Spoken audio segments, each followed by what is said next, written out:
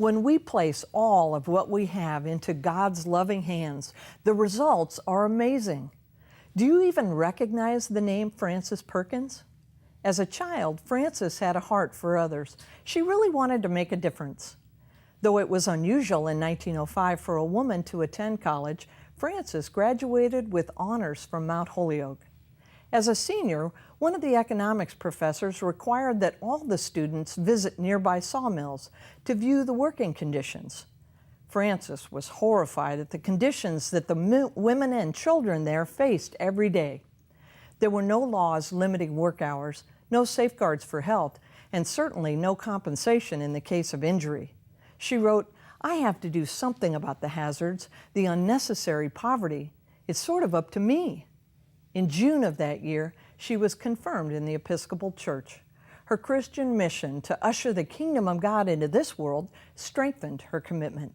She chose to spend her life helping others for His sake. After the infamous shirtwaist factory fire, where 150 immigrant women and children burned to death as a result of shamefully unsafe conditions, a citizens' committee on safety was established to prevent further tragedy. The group's appointed leader? Yep, Frances Perkins. Frances did an incredible job and received great acclaim.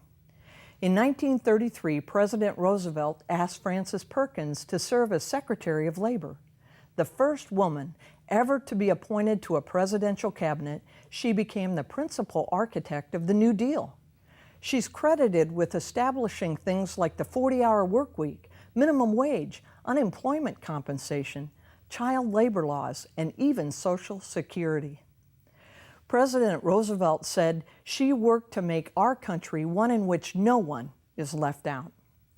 Perkins regularly withdrew in prayer. She wrote, "I came to Washington to work for God, FDR, and the millions of forgotten, plain, common working people." The Episcopal Church now celebrates the feast of Frances Perkins, public servant and prophetic witness, on May the 13th of each year. They note that Frances depended on her faith, a life of prayer, and the guidance of her church as she helped her country and its leadership face enormous problems of the day. Frances Perkins is in that great cloud of witnesses surrounding us, reminding us that when we ask His kingdom to come, His results go far beyond our ability. So let's do that. Let's run with endurance this great race set before us, keeping our eyes on Jesus, Christ the King, the author and the finisher of our faith.